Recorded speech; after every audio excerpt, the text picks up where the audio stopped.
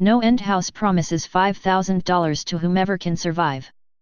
No End House promises $5,000 to whomever can survive a trip through its 9 rooms of torture, a challenge that our narrator David readily accepts.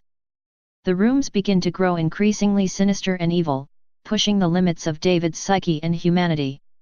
Are 9 rooms really worth such a small monetary compensation that won't even pay for one therapy session? Stay tuned for information on how to go to the house. Here is one person's story. Let me start by saying that Peter Terry was addicted to heroin. We were friends in college and continued to be after I graduated. Notice that I said I. He dropped out after 2 years of barely cutting it. After I moved out of the dorms and into a small apartment, I didn't see Peter as much. We would talk online every now and then. AIM was king in pre-Facebook years. There was a period where he wasn't online for about 5 weeks straight. I wasn't worried. He was a pretty notorious flake and drug addict, so I assumed he just stopped caring. Then one night I saw him log on. Before I could initiate a conversation, he sent me a message. "David, man, we need to talk." That was when he told me about the No End House. It got that name because no one had ever reached the final exit. The rules were pretty simple and cliché: reach the final room of the building and you win $5,000.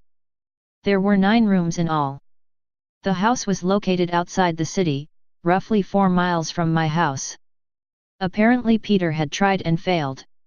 He was a heroin and who knows what the fuck addict, so I figured the drugs got the best of him and he wigged out at a paper ghost or something. He told me it would be too much for anyone. That it was unnatural. I didn't believe him. I told him I would check it out the next night, and no matter how hard he tried to convince me otherwise, $500 sounded too good to be true. I had to go. I set out the following night. When I arrived, I immediately noticed something strange about the building. Have you ever seen or read something that shouldn't be scary, but for some reason a chill crawls up your spine? I walked toward the building and the feeling of uneasiness only intensified as I opened the front door. My heart slowed and I let a relieved sigh leave me as I entered. The room looked like a normal hotel lobby decorated for Halloween. A sign was posted in place of a worker. It read, "Room 1, this way. 8 more follow. Reach the end and you win." I chuckled and made my way to the first door. The first area was almost laughable. The decor resembled the Halloween aisle of a Kmart, complete with sheet ghosts and animatronic zombies that gave a static growl when you passed by.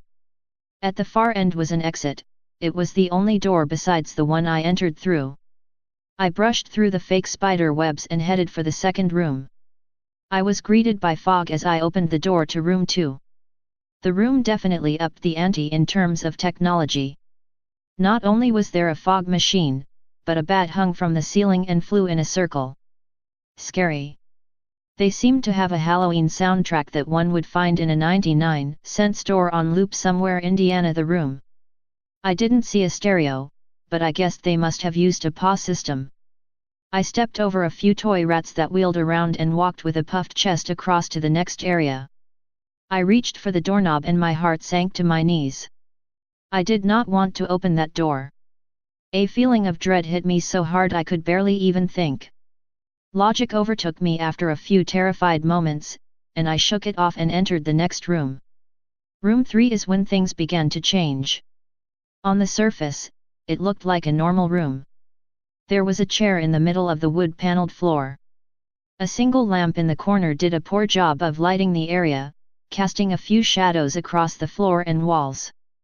That was the problem. Shadows. Plural. With the exception of the chairs, there were others. I had barely walked in the door and I was already terrified. It was at that moment that I knew something wasn't right. I didn't even think as I automatically tried to open the door I came through. It was locked from the other side. That set me off. Was someone locking the doors as I progressed? There was no way I would have heard them. Was it a mechanical lock that set automatically? Maybe. But I was too scared to really think. I turned back to the room and the shadows were gone. The chair's shadow remained, but the others were gone. I slowly began to walk. I used to hallucinate when I was a kid, so I wrote off the shadows as a figment of my imagination. I began to feel better as I made it to the halfway point of the room. I looked down as I took my steps and that's when I saw it. Or didn't see it. My shadow wasn't there. I didn't have time to scream.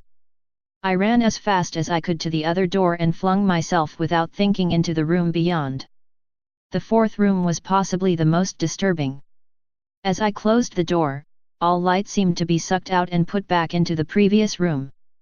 I stood there, surrounded by darkness, not able to move. I'm not afraid of the dark and never have been, but I was absolutely terrified. All sight had left me.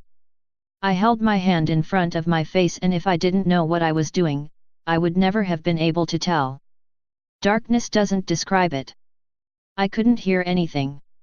It was dead silence. When you're in a soundproof room, you can still hear yourself breathing. You can hear yourself being alive. I couldn't. I began to stumble forward after a few moments, my rapidly beating heart the only thing I could feel. There was no door in sight. Wasn't even sure there was one this time. The silence was then broken by a low hum. I felt something behind me. I spun around wildly but could barely even see my nose. I knew it was there, though. Regardless of how dark it was, I knew something was there. The hum grew louder, closer. It seemed to surround me, but I knew whatever was causing the noise was in front of me, inching closer. I took a step back. I had never felt that kind of fear. I can't really describe true fear. I wasn't even scared I was going to die, I was scared of what the alternative was. I was afraid of what this thing had in store for me. Then the lights flashed for a second and I saw it. Nothing. I saw nothing and I know I saw nothing there. The room was again plunged into darkness and the hum became a wild screech. I screamed in protest. I couldn't hear this goddamn sound for another minute.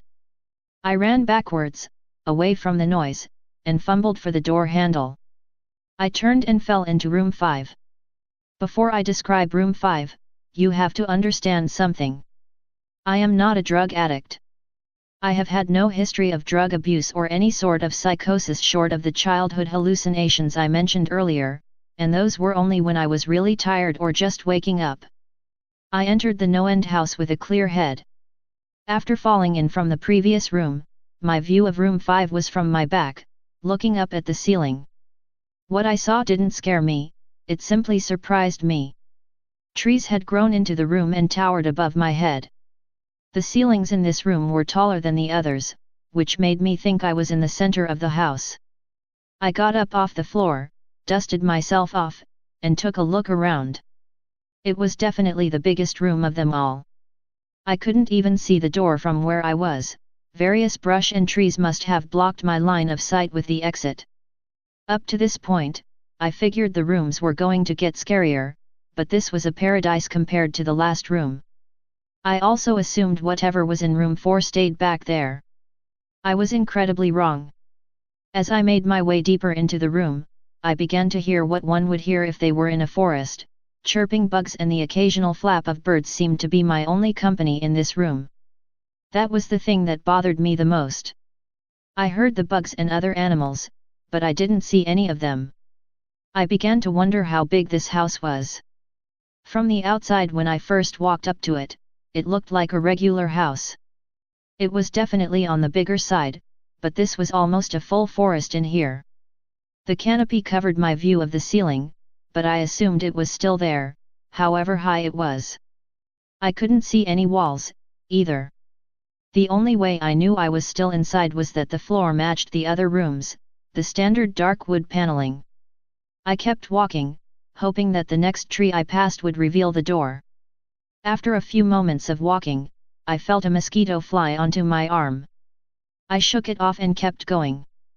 A second later, I felt about 10 more land on my skin at different places. I felt them crawl up and down my arms and legs, and a few made their way across my face. I flailed wildly to get them all off, but they just kept crawling. I looked down and let out a muffled scream, more of a whimper, to be honest. I didn't see a single bug. Not one bug was on me, but I could feel them crawl. I heard them fly by my face and sting my skin, but I couldn't see a single one. I dropped to the ground and began to roll wildly. I was desperate. I hated bugs, especially ones I couldn't see or touch. But these bugs could touch me, and they were everywhere. I began to crawl. I had no idea where I was going, the entrance was nowhere in sight, and I still hadn't even seen the exit.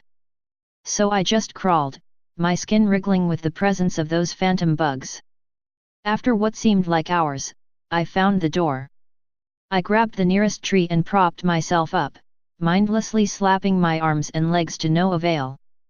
I tried to run, but I couldn't, my body was exhausted from crawling and dealing with whatever it was that was on me. I took a few shaky steps to the door, grabbing each tree on the way for support. It was only a few feet away when I heard it. The low hum from before.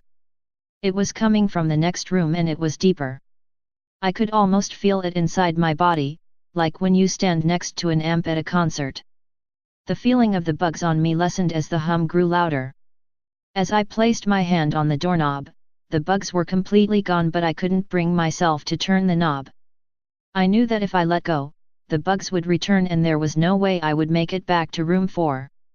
I just stood there, my head pressed against the door marked 6 and my hand shakily grasping the knob.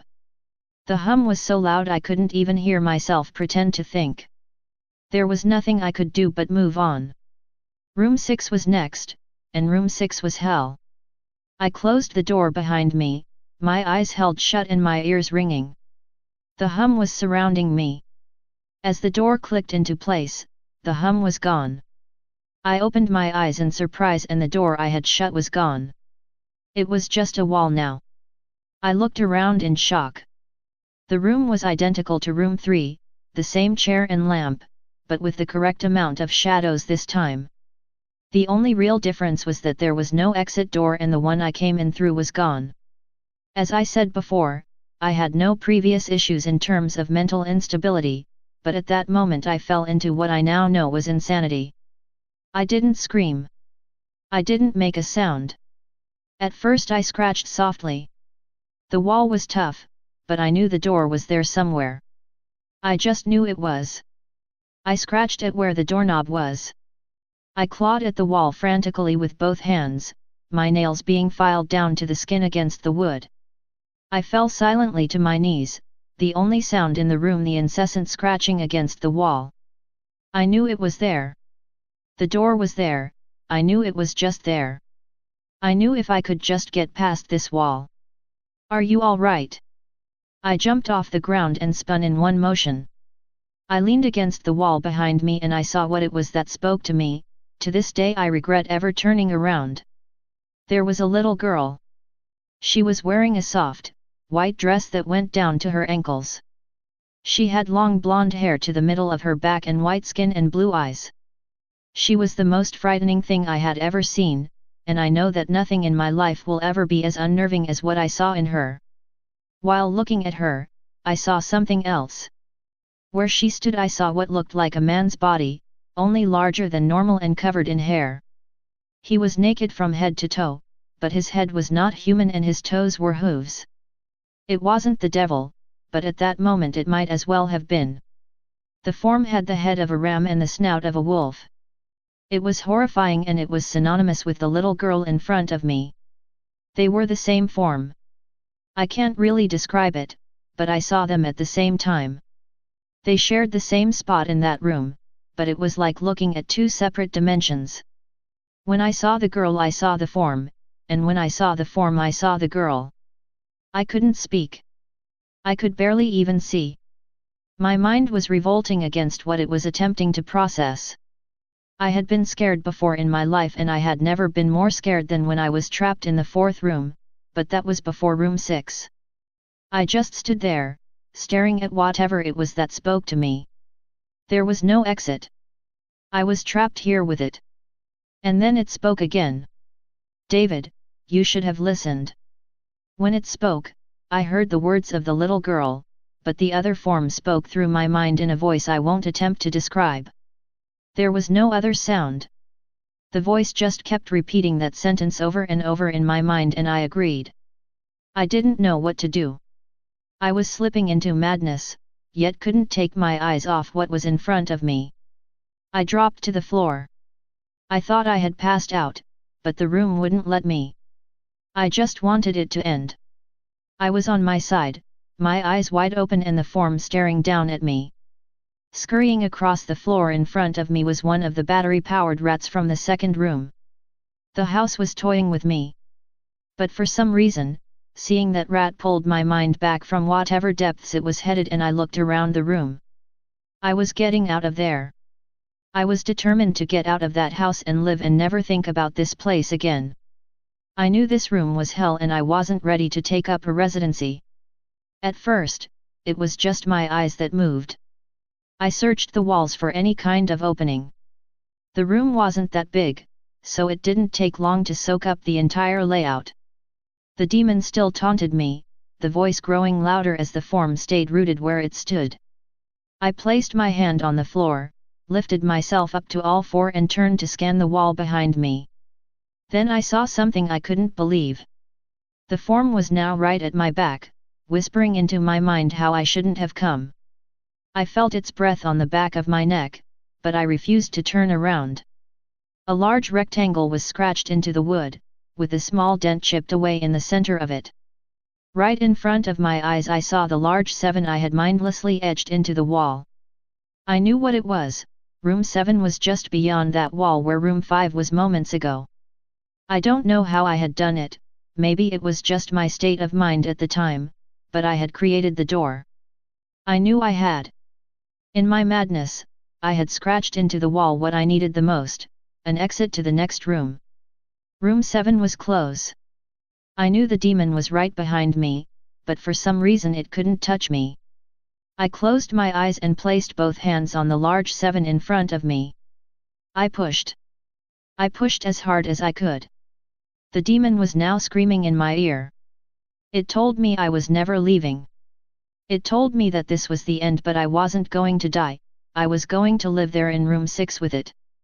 I wasn't. I pushed and screamed at the top of my lungs. I knew I was going to push through the wall eventually. I clenched my eyes shut and screamed, and the demon was gone.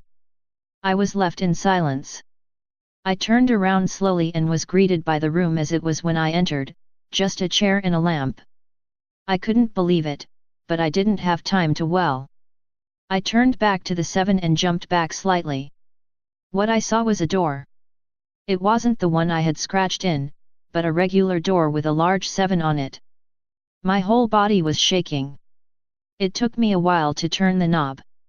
I just stood there for a while, staring at the door. I couldn't stay in room 6. I couldn't. But if this was only room 6, I couldn't imagine what 7 had in store. I must have stood there for an hour, just staring at the 7. Finally, with a deep breath, I twisted the knob and opened the door to room 7. I stumbled through the door mentally exhausted and physically weak. The door behind me closed and I realized where I was. I was outside. Not outside like room 5, but actually outside. My eyes stung. I wanted to cry. I fell to my knees and tried, but I couldn't. I was finally out of that hell. I didn't even care about the prize that was promised. I turned and saw that the door I just went through was the entrance. I walked to my car and drove home, thinking of how nice a shower sounded. As I pulled up to my house, I felt uneasy. The joy of leaving No End House had faded and dread was slowly building in my stomach. I shook it off as residual from the house and made my way to the front door.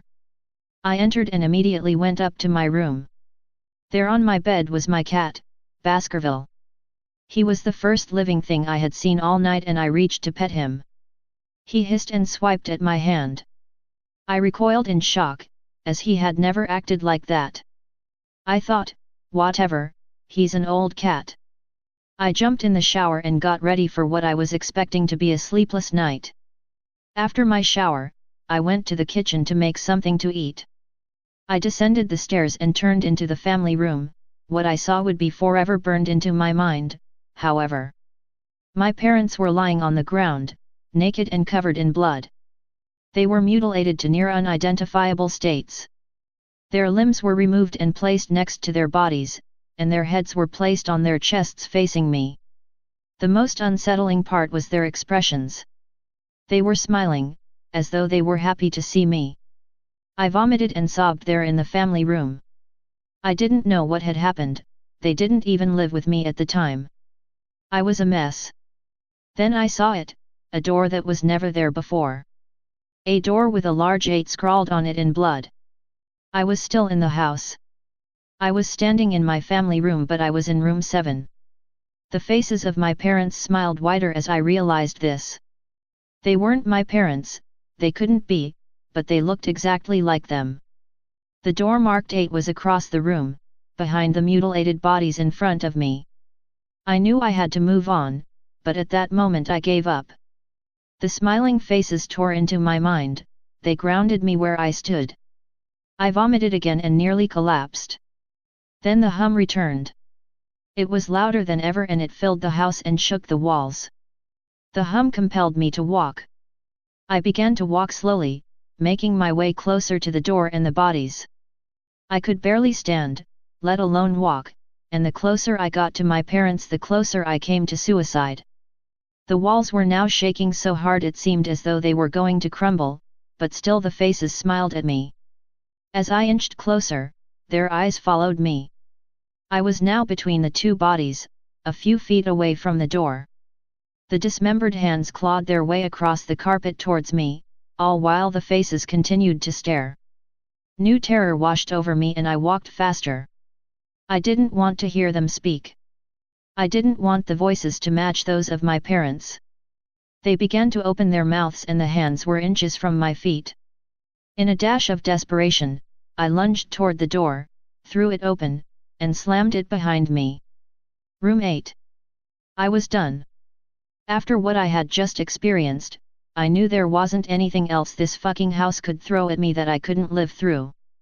There was nothing short of the fires of hell that I wasn't ready for.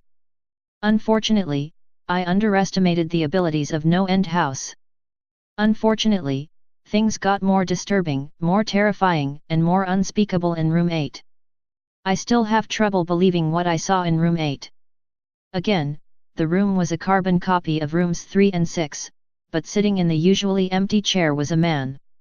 After a few seconds of disbelief, my mind finally accepted the fact that the man sitting in the chair was me. Not someone who looked like me, it was David Williams. I walked closer. I had to get a better look even though I was sure of it. He looked up at me and I noticed tears in his eyes. Please, please, don't do it. Please, don't hurt me. What? I asked. Who are you? I'm not going to hurt you. Yes you are. He was sobbing now. You're going to hurt me and I don't want you to. He sat in the chair with his legs up and began rocking back and forth. It was actually pretty pathetic looking, especially since he was me, identical in every way. Listen, who are you? I was now only a few feet from my doppelganger. It was the weirdest experience yet, standing there talking to myself. I wasn't scared, but I would be soon. Why are you? You're going to hurt me, you're going to hurt me, if you want to leave you're going to hurt me. Why are you saying this? Just calm down, alright? Let's try and figure this. And then I saw it. The David sitting down was wearing the same clothes as me, except for a small red patch on his shirt embroidered with the number 9. You're going to hurt me, you're going to hurt me, don't please, you're going to hurt me. My eyes didn't leave that small number on his chest. I knew exactly what it was. The first few doors were plain and simple, but after a while they got a little more ambiguous. 7 was scratched into the wall, but by my own hands. 8 was marked in blood above the bodies of my parents. But 9, this number was on a person, a living person. Worse still, it was on a person that looked exactly like me. David. I had to ask. Yes, you're going to hurt me, you're going to hurt me. He continued to sob and rock. He answered to David. He was me, right down to the voice. But that 9. I paced around for a few minutes while he sobbed in his chair.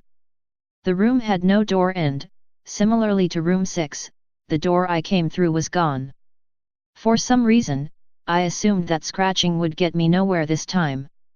I studied the walls and floor around the chair, sticking my head underneath and seeing if anything was below.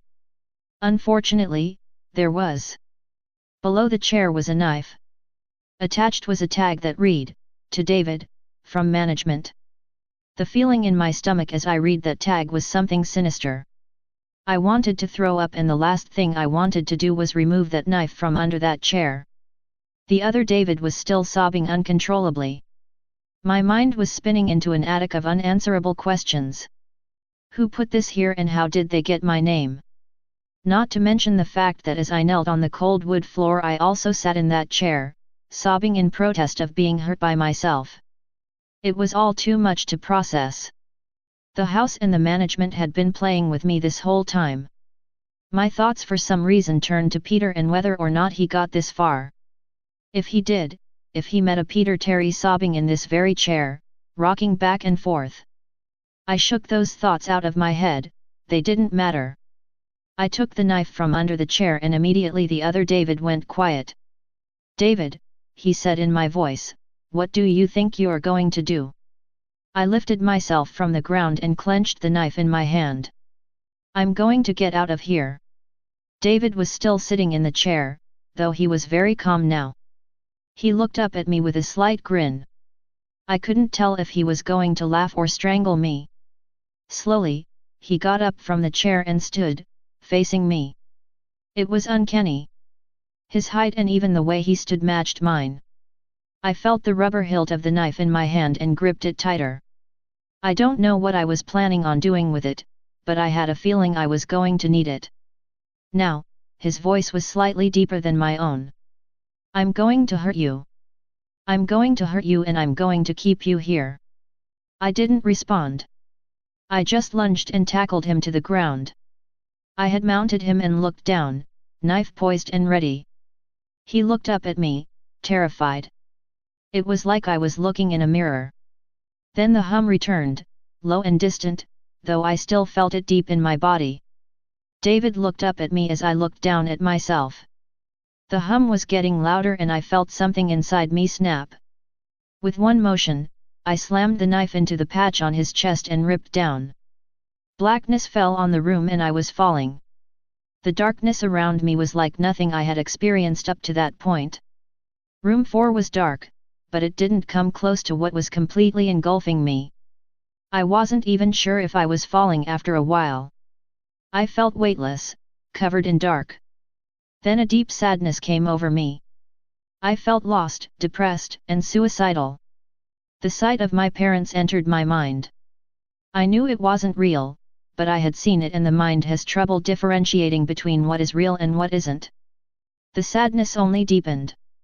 I was in room 9 for what seemed like days. The final room. And that's exactly what it was, the end. No end house had an end and I had reached it. At that moment, I gave up. I knew I would be in that in-between state forever, accompanied by nothing but darkness. Not even the hum was there to keep me sane. I had lost all senses. I couldn't feel myself. I couldn't hear anything. Sight was completely useless here. I searched for a taste in my mouth and found nothing. I felt disembodied and completely lost. I knew where I was. This was hell. Room 9 was hell. Then it happened. A light. One of those stereotypical lights at the end of the tunnel. I felt ground come up from below me and I was standing. After a moment or two of gathering my thoughts and senses, I slowly walked toward that light. As I approached the light, it took form. It was a vertical slit down the side of an unmarked door. I slowly walked through the door and found myself back where I started, the lobby of No End House. It was exactly how I left it, still empty, still decorated with childish Halloween decorations. After everything that had happened that night, I was still wary of where I was. After a few moments of normalcy, I looked around the place trying to find anything different. On the desk was a plain white envelope with my name handwritten on it. Immensely curious, yet still cautious, I mustered up the courage to open the envelope. Inside was a letter, again handwritten. David Williams. Congratulations! You have made it to the end of No End House. Please accept this prize as a token of great achievement. Yours forever. Management. With the letter were 50 $100 bills. I couldn't stop laughing. I laughed for what seemed like hours. I laughed as I walked out to my car and laughed as I drove home. I laughed as I pulled into my driveway. I laughed as I opened my front door to my house and laughed as I saw the small 10 etched into the wood. Stay tuned to Paranoid Times for ways to win a trip to No End. Do you have what it takes to make it to the end and take home the prize? Stay paranoid, my friends.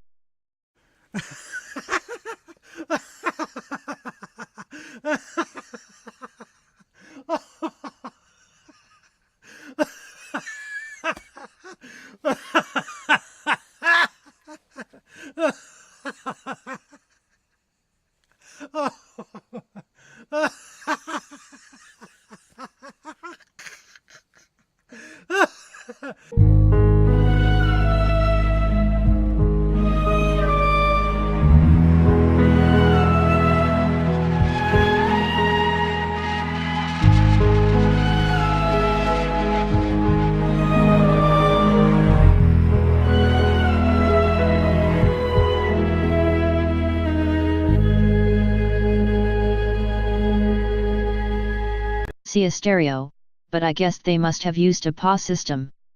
I stepped over a few toy rats that wheeled around and walked with a puffed chest across to the next area.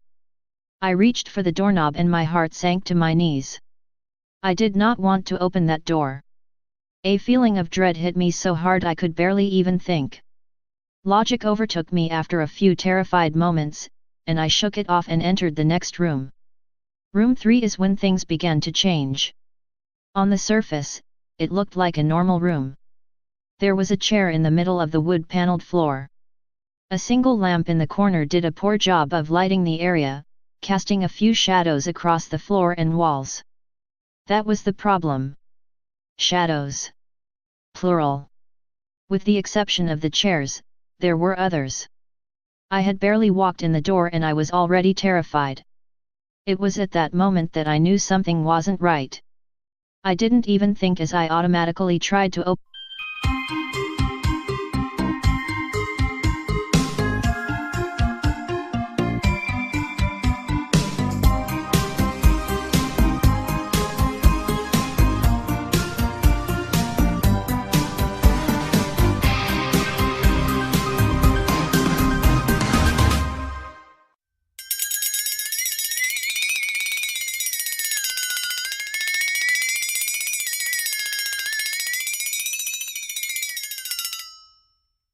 No End House promises $5,000 to whomever can survive. No End House promises $5,000 to whomever can survive a trip through its 9 rooms of torture, a challenge that our narrator David readily accepts. The rooms begin to grow increasingly sinister and evil, pushing the limits of David's psyche and humanity. Are 9 rooms really worth such a small monetary compensation that won't even pay for one therapy session? Stay tuned for information on how. As I entered, the room looked like a normal hotel lobby decorated for Halloween. A sign was posted in place of a worker. It read, "Room 1, this way. 8 more follow. Reach the end and you win." I chuckled and made my way to the first door. The first area was almost laughable. The decor resembled the Halloween aisle of a Kmart, complete with sheet ghosts and animatronic zombies that gave a static growl when you passed by. At the far end was an exit. It was the only door besides the one I entered through. I brushed through the fake spider webs and headed for the second room. I was greeted by fog as I opened the door to room 2. The room definitely upped the ante in terms of technology. Not only was there a fog machine, but a bat hung from the ceiling and flew in a circle. Scary. They seemed to have a Halloween soundtrack that one would find in a 99-cent store on loop somewhere in Indiana. The room. I didn't want to go to the house. Here is one person's story. Let me start by saying that Peter Terry was addicted to heroin. We were friends in college and continued to be after I graduated. Notice that I said I. He dropped out after 2 years of barely cutting it. After I moved out of the dorms and into a small apartment, I didn't see Peter as much. We would talk online every now and then. AIM was king in pre-Facebook years. There was a period where he wasn't online for about 5 weeks straight. I wasn't worried. He was a pretty notorious flake and drug addict, so I assumed he just stopped caring. Then one night I saw him log on. Before I could initiate a conversation, he sent me a message. "David, man, we need to talk." That was when he told me about the No End House. It got that name because no one had ever reached the final exit. The rules were pretty simple and cliché: reach the final room of the building and you win $5,000. There were 9 rooms in all. The house was located outside the city, roughly 4 miles from my house. Apparently Peter had tried and failed. He was a heroin and who knows what the fuck addict, so I figured the drugs got the best of him and he wigged out at a paper ghost or something. He told me it would be too much for anyone. That it was unnatural. I didn't believe him. I told him I would check it out the next night, and no matter how hard he tried to convince me otherwise, $500 sounded too good to be true. I had to go. I set out the following night. When I arrived, I immediately noticed something strange about the building. Have you ever seen or read something that shouldn't be scary, but for some reason a chill crawls up your spine? I walked toward the building and the feeling of uneasiness only intensified as I opened the front door. My heart slowed and I let a relieved sigh leave me.